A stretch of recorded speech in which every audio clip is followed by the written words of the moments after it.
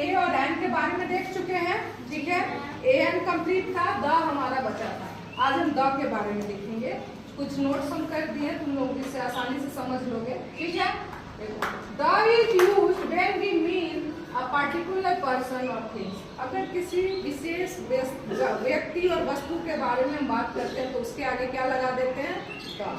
देखो यहाँ दो सेंटेंस है, एक में हम सिंपल सेंटेंस एक लिखे, टेक अ चेयर, कुर्सी लो, एक कुर्सी लो, तो take a chair, take the chair lying on your left, कुर्सी लो जो तुम्हारे बाईं तरफ पड़ी है। तो ये क्या हो गया, हम इंडिकेट कर रहे हैं विशेष कुर्सी के बारे में जो कहाँ पड़ी हुई है, बाईं ओर, तुम्हारे बाईं ओर। तो वहां यहाँ हम क्या यूज कर दिए, क्यों यूज किए, क्योंकि किसी विशेष कुर्सी के बारे में बात कर रहे हैं, ठीक है। अ man waiting at the door, एक व्यक्ति इंतजार कर रहा है, कहाँ, दरवाजे पर। कहाँ इंतजार कर रहा है, दरवाजे पर। सिंपल ए लगा है, लगा दिए।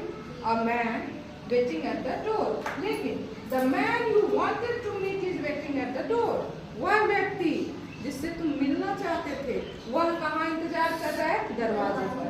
तो वो विशेष व्यक्ति, किसी खास व्यक्ति जिससे वो मिलना चाहता था वो इंतजार कर रहा था। Man you wanted to meet is waiting at the door, वह व्यक्ति जिससे तुम मिलना चाहते थे वह इंतजार कर रहा है कहाँ, दरवाजे पर। इसमें कोई दिक्कत, नो मैम।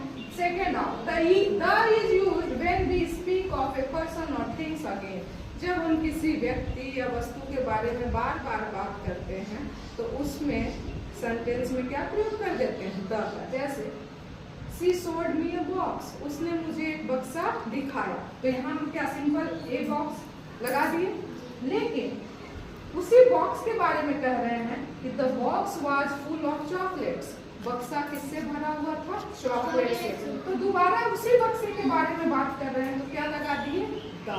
तो सिंपल तुम्हारा हो गया, the is used when we speak of a person और थिंग अगेन। जब हम उसके बारे में दोबारा बात कर रहे हैं तो वहां पर क्या लग जाता है, द। कोई दिक्कत, नो मैम। तीसरा, the used with things that are one of their kinds, ऐसी वस्तु जो सिंगल है, उसके जैसा कोई नहीं है। क्या हमारी पृथ्वी, हमारे अर्थ जैसा कोई और प्लैनेट है, नहीं। सन, सूर्य एक ही है कि कई सूर्य हैं, एक है, ठीक है। मून एक है, आसमान स्काई एक है। तो हम क्या लिखते हैं, the sun, the moon, the earth, the sky. तो इन सबके आगे हम क्या लगा रहे हैं, द लिख रहा है। क्यों, क्योंकि ये इनके जैसा दूसरा नहीं है, इसके जैसा दूसरा नहीं है।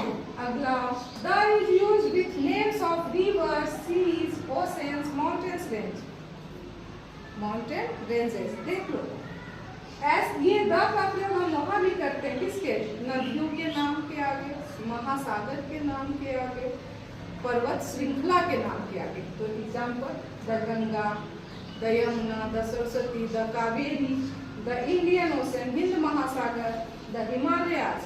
क्या है, हिमालय की श्रृंखला है, पर्वत श्रृंखला है, तो क्या हो गया, द हिमालयाज।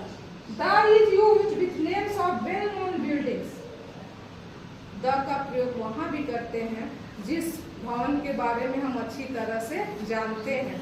जैसे कोई नाम बताएगा एक ऐसे भवन का जिसको सब तुम लोग जानते हो, ताजमहल, लाल किला, कुतुब मीनार। ये क्या, इनके ताजमहल दो है, एक है वेल नोन है, जानकारी में है ना, सभी लोग उसको अच्छी तरह जानते हैं। तो हम बिल्डिंग के नाम के लिए क्या लिख देंगे, द ताजमहल। आगरा में है द गेटवे ऑफ इंडिया, ये कहाँ है, मुंबई में। इसी तरह और भी है, रेड फोर्ट, ठीक है। तुम लोग का ये होमवर्क ये भी है कि और लिख के लाओगे, इनके इस तरह के एग्जाम्पल्स और लिखोगे, ठीक है। ये तुम्हारा होमवर्क रहा। The is used with names of holy books, newspaper, cities.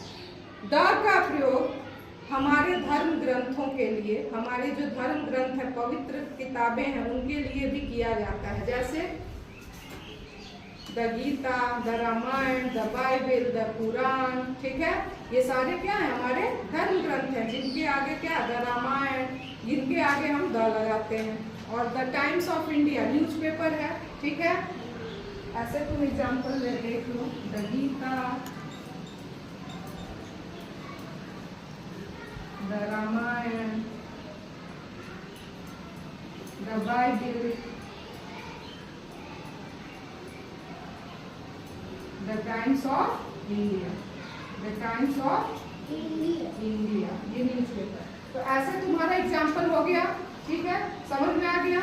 तो किसी को कोई प्रॉब्लम है इन सारी चीजों में?